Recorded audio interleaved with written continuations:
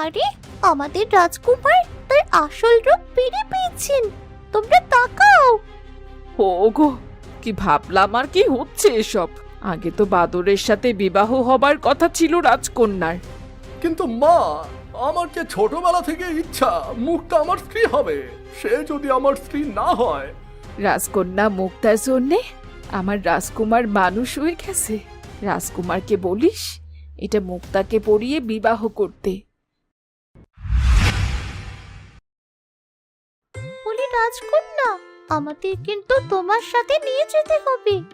তুমি তো জানো তোমাকে ছাড়া থাকতে একদম ভালো লাগে না আমাদের। ঠিক আছে ঠিক আছে, তোদের নিয়ে যাব আমার সাথে। এবার খুশি তো? তোমার হইলো অনেক সুখী হও রাজকন্যা। এই নাও, তোমার জন্যই ফুলটা এনেছি। এবার তাড়াতাড়ি মালা বদল করে ফেলো দেখি। কি বলছে প্রজাপতি দুটো? খুব মিষ্টি দেখতে ওরা। কিভাবে বোঝো ওদের কথা? ওদের নিয়ে যেতে বলছে আমার সাথে, আর এই ফুলটা উপহার দিল ওরা। কেমন করে প্রজাপতির ভাষা বুঝি একদিন বলবো। রাজকুমার, এবার আমাদের রাজকন্যার সাথে মালা বদল সেরে নিন। কখন থেকে দাঁড়িয়ে আছেন? দাঁড়াও রাজকুমার, এই নাও, এই হারটা তোমার পালিত মা দিয়েছে। তিনি বলল বড় রানীমা নাকি এই হারটা তাকে দিয়েছিল পুরস্কার হিসেবে। আমার মায়ের হার?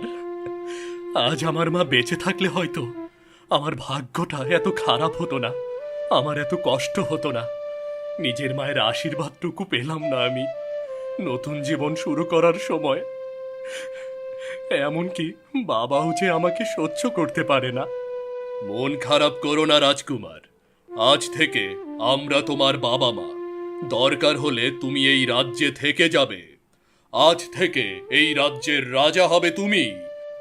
আমার তো পুত্র সন্তান নেই, তোমরাই সব আমার কাছে। তা হয় না বাবা, আমার রাজ্যের মানুষ অনেক অত্যাচারের ভেতরে আছে, তাদের যে বাঁচাতে হবে। মুক্তা, আমি তোমাকে এই হারটা পরিয়ে দিলাম। আমার মায়ের স্মৃতি এটা, যত্ন করে রেখো কিন্তু। চিন্তা করো না রাজকুমার, আমি কখনো এই হারটা নষ্ট করব না। কি হলো? তোমার ছেলে তো কিছুই করছে না দেখছি। তার মানে কি আমাদের পরিকল্পনা বিফলে যাবে? এই রাজকন্যার কি তবে সত্যি সত্যিই বিবাহ হয়ে যাবে? এটা কিছুতেই হতে পারে না।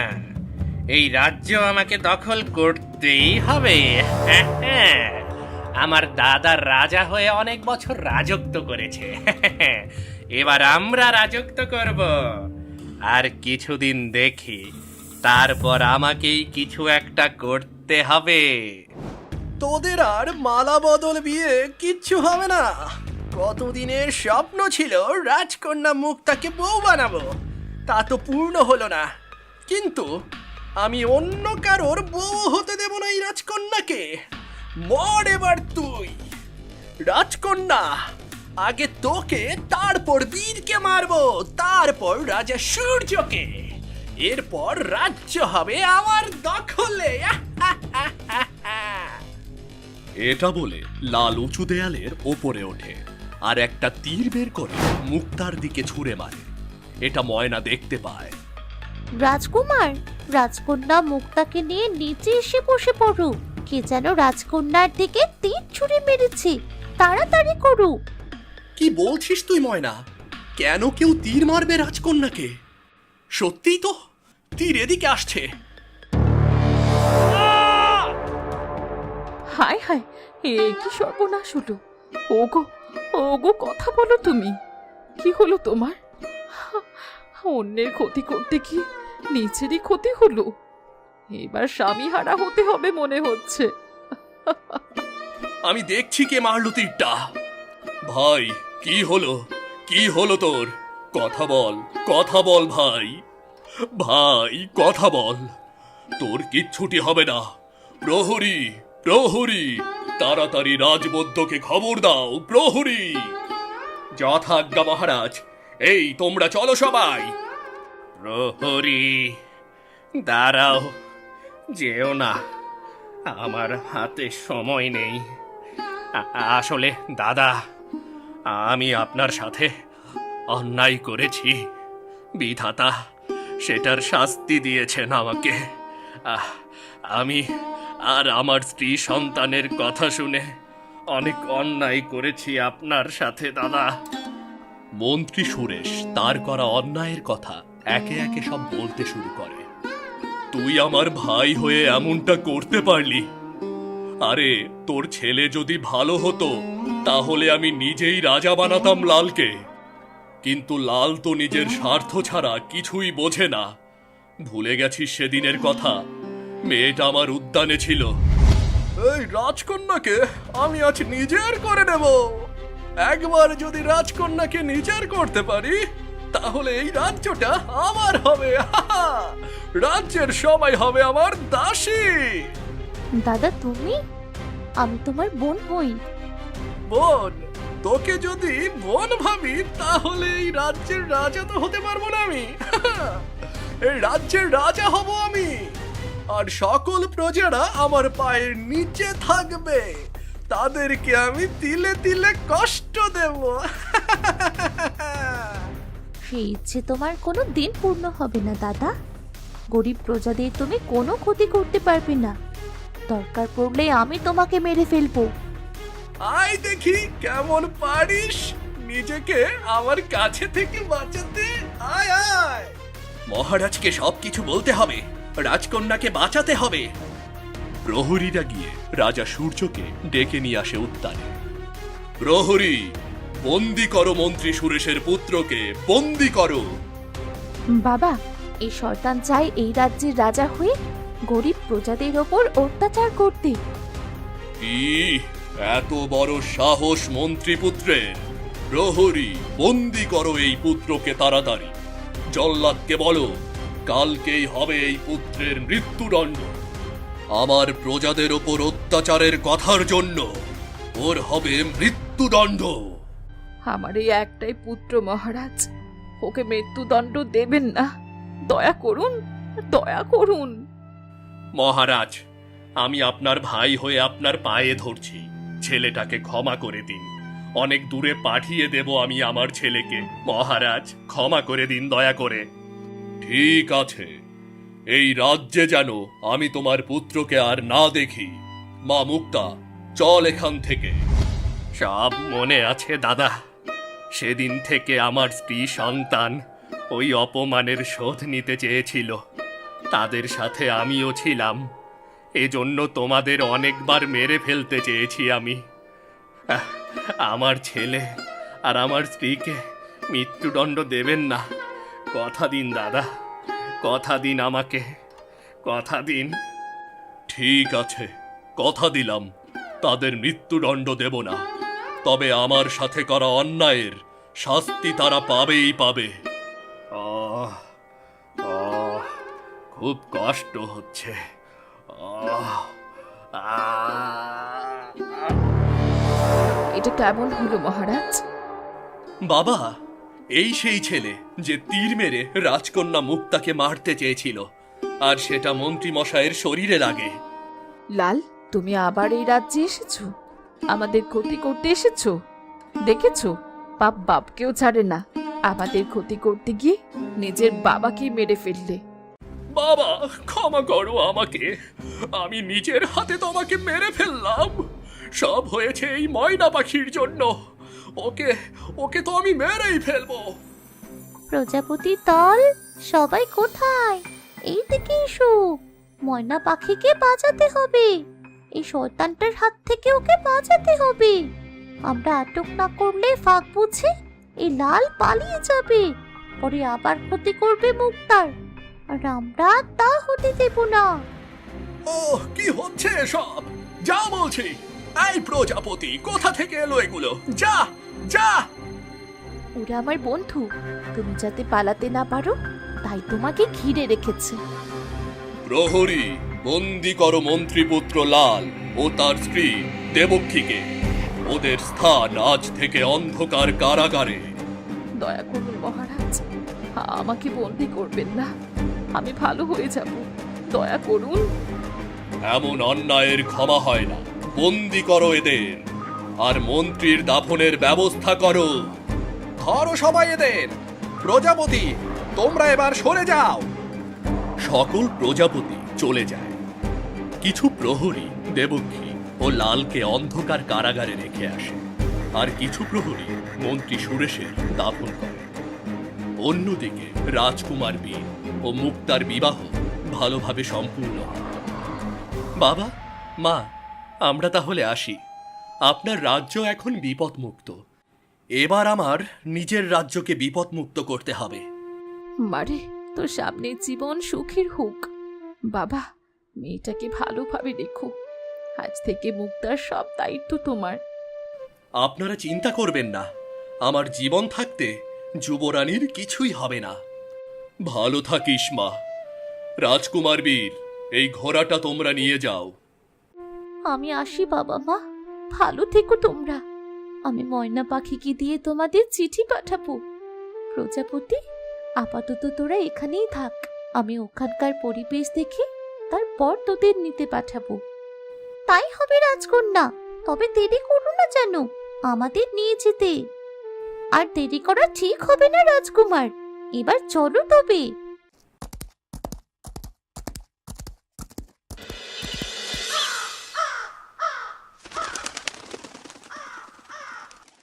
তোরা এসেছিস বাবা, আমার সোনা ছেলে। আবার মানুষ রূপে দেখছি কতদিন পর। কত বছরের ইচ্ছে ছিল তোকে মানুষ রূপে দেখার। যুবরানী, আমি তোমার কাছে চিরঋণী। তুমি আমার রাজকুমারকে নতুন ভাবে জীবন দিলে। সব রাজকুমারের জন্যই মা। রাজকুমারের মতো কাউকে জীবন সঙ্গী হিসেবে পেয়ে আমি সত্যিই ধন্য। তোমাকে আমি এই পায়েলটা দিলাম যুবরানী। এইটা ছাড়া তোমাকে দেবার মতো যে আমার কাছে কিছুই নেই। কে বলেছে কিছু নেই? ভালোবাসা তো আছে। আপনার মতো মানুষ পৃথিবীতে পাওয়া সত্যি বড় ভাগ্যের ব্যাপার। আর রাজকুমারের মুখ থেকে আমি সব শুনেছি। এসব কথা বাদ দাও তো, চলো এবার ঘরে চলো। জানি ছোট্ট কুটিরে থাকতে কষ্ট হবে, কিন্তু এছাড়া যে কোনো উপায় নেই। মা, আমাদের রাজপ্রাসাদে ফেরার সময় হয়েছে। এখানে আর নয়, চলো রাজ্যের দিকে রওনা দেই। সাধু বাবার দেওয়া সেই পানিটাও নিও মা, যেটা বাবাকে তার স্বরূপে ফেরাবে। তোমরা বড্ড ক্লান্ত, একটু বিশ্রাম নিয়ে তবেই তোমরা রূপনগর রাজ্যে যেতে পারো। তুই ঠিকই বলেছিস। আমরা কিছুক্ষণ বিশ্রাম নিয়ে তবেই আমাদের রাজ্যে ফিরে যাব। ঘরের ভেতরে চলো যুবরানী, চলো ঘরের ভেতরে যাই। আমার রান্না বাড়া শেষ, আমি খাবার দিচ্ছি। খেয়ে বিশ্রাম নিস বাবা। উঠতে উঠতে তো সারা গ্রাম ঘুরে দেখলাম, তেমন কোনো ভালো ছেলে তো পেলাম না যার বাড়িতে যাওয়া যায়। আর যাদের বাড়িতে যাই তাদেরকেই দেখি না খেয়ে আছে, সব গরিব অসহায়। এমন ছেলে কোথায় পাবো যার সাথে আমি সংসার করব? দেখতে সুদর্শন হবে সে। ও, শরীরটা যে আবার জ্বালা করছে, রক্ত খেতে হবে। বুড়ি সেজে ভিক্ষে চাইতে হবে, আর সুযোগ পেলেই রক্ত খাবো। আবারও শরীরে জ্বালা পোড়া করছে, এইদিকে ক্ষুধাও পেয়েছে খুব। আমাকে দুটো ভিক্ষে দেবে গো আজ? কাল থেকে জল ছাড়া কিছুই খাইনি। উমা, বাড়ি ঘর থেকে কিছুই নেই, সব ভেঙে আছে। বাড়িতে মানুষও দেখছি না, তাহলে কি করব? ওইখানে একটা গরু ঘাস খাচ্ছে, আগে গরুটা খেয়ে নি। পেট যেন ভরে গেল। এ কি, আমার শরীরের জ্বালা তো কম হয়েছে, তার মানে আমার পেটে বেশি ক্ষুধা লাগলে এমন শরীর জ্বালা করছে। এখন থেকে শুধু মানুষ নয়, পশু পাখি খেয়েও আমার শরীরে জ্বালা কমাতে পারবো।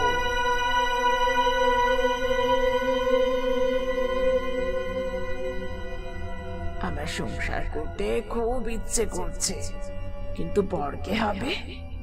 দেখি তেমন কাউকে পাই কিনা। দুপুর পেরিয়ে গেছে। রাজকুমার বীর ও যুবরানী মুক্তাকে ডেকে দিতে হবে। রাজবাড়িতে যেতে দেরি হলে চলবে না যে। ময়না, আমি কেমন করে যাই ওদের কক্ষে বল? তুই যা, ওদের গিয়ে ডেকে দে। আমি এক্ষুনি যাচ্ছি দাসীলতা। রাজকন্যা মুক্তা হাত মুখ ধুয়ে তৈরি হয়ে নেয়। দাসী লতাও সাধু বাবার দেওয়া সেই নীল পানীয় নিয়ে রাজকুমারের কাছে আসে। পানীয়টা আমার কাছে থাক মা। যুবরানী আর মা, তোমরা তাড়াতাড়ি ঘোড়ায় উঠে পড়ো।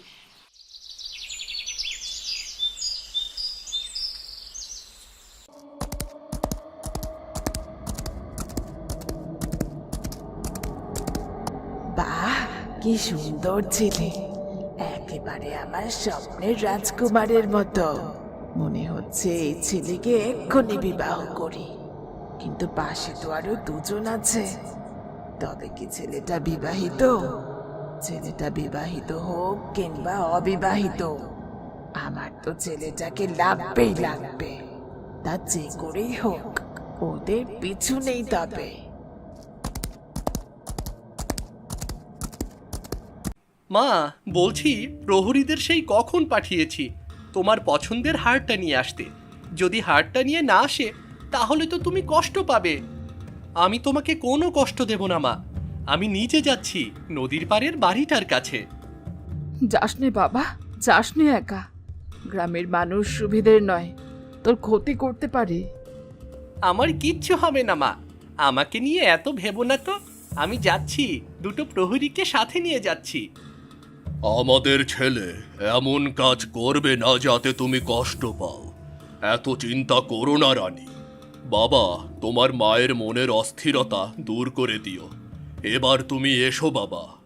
মহারাজ, আমরা গরিব মানুষ, দিন আনি দিন খাই।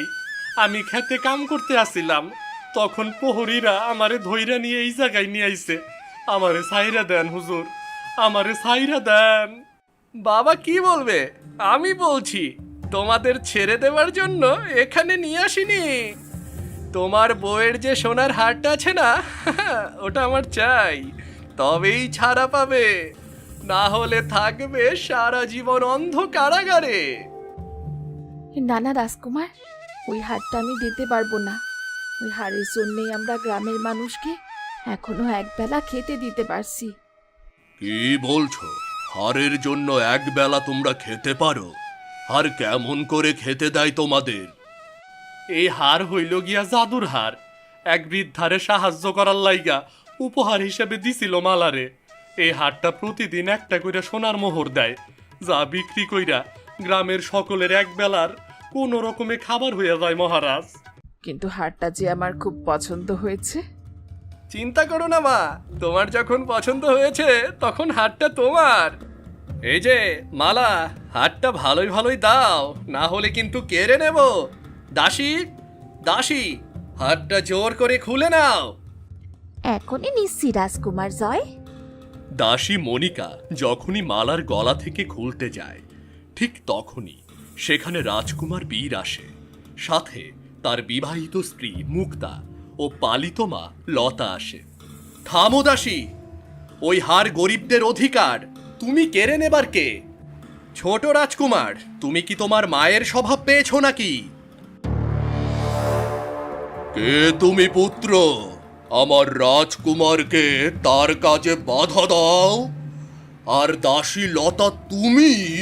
সেদিন তো তোমাকে বলেছিলাম এই রাজ্যে তোমাকে আর একবার দেখলে মৃত্যুদণ্ড দেব। প্রহরী, কোথায় তোমরা? বন্দি করো এই দাসীকে। দাসী লতা, তুমি কেন এসেছো এই রাজ্যে? পালিয়ে যাও দাসী লতা, না হলে মহারাজ তোমাকে মৃত্যুদণ্ড দেবেন। সেটা আর সম্ভব নয় মন্ত্রী মশাই। আমি রাজকুমার বীরকে নিয়ে এসেছি সাথে করে। সত্যি বলছো দাসী তুমি? ওটা আমাদের রাজকুমার? যে যেখানে আছো সেখানেই দাঁড়াও। আমি আমার মাকে কখনোই বন্দি হতে দেব না। কে তুমি ছেলে? রাজদরবারে দাঁড়িয়ে রাজার হুকুমকে অমান্য করছো? আমি হলাম এই রাজ্যের ভবিষ্যৎ রাজা। আমি হলাম রাজকুমার বীর, যাকে বাদর বানিয়ে রেখেছিলে তুমি এত বছর। চিনতে পারছো তুমি আমাকে, সৎমা? চিনতে পারছো? না, এ হতে পারে না। তুমি কেমন করে মানুষ রূপ পেলে? আমি আমি বিশ্বাস করি না। রূপসী জোরে চিৎকার করে ওঠে। কি হতে চলেছে পরের পর্বে। প্রহরীরা কি দাসী লতাকে বন্দি করবে? রাজা কি তাকে মৃত্যুদণ্ড দেবে? রাজকুমারের পরিচয় পেয়ে কি করবে রাজা ও রানী? রাজকুমার বীর ও যুবরানী মুক্তাকে কি মেনে নেবে রাজা? রাজা কি ভালো হয়ে যাবে? ডাইনি কি করতে চলেছে রাজকুমার বীরের সাথে? এই সব কিছু জানতে পরের পর্ব দেখতে থাকুন। ধন্যবাদ।